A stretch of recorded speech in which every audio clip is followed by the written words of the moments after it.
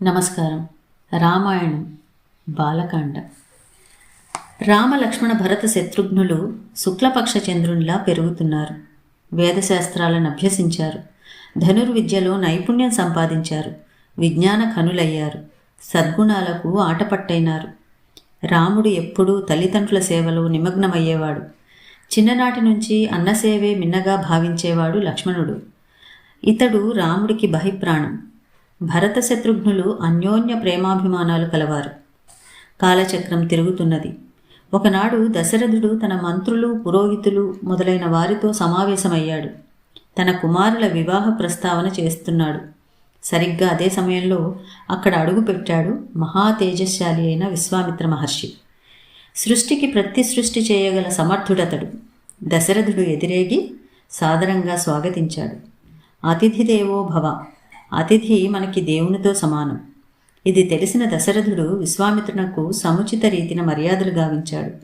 వినయపూర్వకంగా చేతులు జోడించి విశ్వామిత్రుని రాకకు కారణాన్ని అడిగాడు. తన పైన కార్యభారం పెడితే నెరవేరుస్తానన్నాడు. దశరథుని వినయానికి మురిసిపోయాడు విశ్వామిత్రుడు. వశిష్ఠుని ఉపదేశాలను పొందినవాడివి, నీవు ఇలాగే ప్రవర్తిస్తావని మెచ్చుకున్నాడు. విశ్వామిత్రుడు దశరథునితో తాను వచ్చిన పనిని తెలుపుతానన్నాడు. దానిని ఆచరించమన్నాడు. ఆడిన మాట తప్పవద్దన్నాడు. అసలు విషయం చెప్పాడు. ఓ రాజా, నేనొక యజ్ఞాన్ని సంకల్పించాను. కానీ మారీచ సుబాహులనే రాక్షసులు ఆ యజ్ఞానికి విఘ్నాలు కలిగిస్తున్నారు. వారిని కోపించడానికి, శపించడానికి శక్తి ఉన్నా యజ్ఞదీక్షలో ఉన్నాను కాబట్టి అది నాకు తగని పని. అందుకు సత్యపరాక్రముడు, సూర్యుడు అయిన శ్రీరాముణ్ణి 10 దినాల పాటు నా వెంట పంపు. అతడే ఆ రాక్షసులను చంపగల సమర్థుడు. నా వెంట వచ్చి యాగ సంరక్షణ చేయడం వల్ల శ్రీరామునికి అనేక శ్రేయస్సులు కలుగుతాయి. శ్రీరాముని పరాక్రమం ఎలాంటిదో నాకు బాగా తెలుసు. నాకే కాదు, వశిష్ఠుల వారికి, వామదేవాది మహర్షులకు తెలుసు. వారంతా అంగీకరించిన తరువాతే రాముణ్ణి నాతో పంపమని అన్నాడు. ఈ మాటలు వింటుంటే దశరథుని గుండెల్లో రాయపడింది. చేతులు జోడించి, మహర్షి, నా రాముడు 16 ఏండ్లు కూడా నిండనివాడు. ధనుర్విద్య ఇంకా పూర్తి కాలేదు. యుద్ధ విషయాలతో తగిన పరిచయం లేనివాడు. కనుక దయచేసి నా రాముణ్ణి కోరకండి.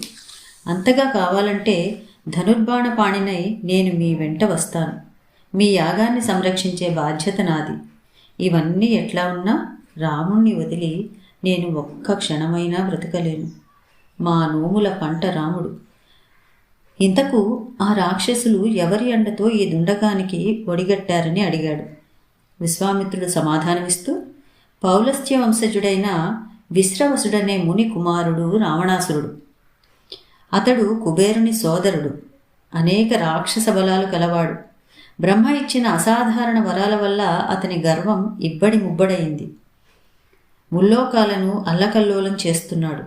అటువంటి వాడికి యజ్ఞం భగ్నం చేయడం అనేది అల్పంగా తోస్తున్నది. అందుకే ఇటువంటి పనులలో పాల్గొనడు. మారీచ సుబాహులు ఇతని చేత ప్రేరితులై యజ్ఞాలకు విఘ్నాలను కలిగిస్తున్నారనగానే దశరథుడు మరింత భయపడ్డాడు. యుద్ధంలో యమునితో సమానులైన వారిని ఎదుర్కోవడానికి నా చిన్ని పాపణ్ణి పంపను. నేను కూడా యుద్ధ విషయంలో అశక్తుడనని పలికాడు దశరథుడు. దశరథుని మాటలకు విశ్వామిత్రుడు అగ్గిమీద గుగ్గిలమైనాడు. ఇచ్చిన మాట తప్పడం మీ ఇంటా వంటా లేదు. నీవందుకు సిద్ధపడితే రిక్తహస్తాలతో తిరిగి వెళతాను. మీరు సుఖంగా ఉండండి అన్నాడు విశ్వామిత్రుడు. పరిస్థితి తీవ్రతను గమనించాడు వశిష్ఠ మహర్షి. ఇచ్చిన మాట నిలబెట్టుకోమని దశరథునికి హితవు పలికాడు. మాట నిలబెట్టుకోని వానికి ధర్మకార్యాలను ఆచరించిన ఫలం నశిస్తుందని హెచ్చరించాడు. వివిధాస్త్ర ప్రయోగదక్షుడైన విశ్వామిత్రుడి వెంట రాముణ్ణి పంపడంలో సంశయానికి తావు ఉండకూడదన్నాడు. రాముణ్ణి పంపితే మేలు జరుగుతుందని శుతిమెత్తగా సూచించాడు. వశిష్ఠుని హితవచనాలకు దశరథుడు తలొగ్గాడు. రామలక్ష్మణులను పిలిపించాడు. కౌసల్యతో కలిసి ఆశీర్వదించాడు.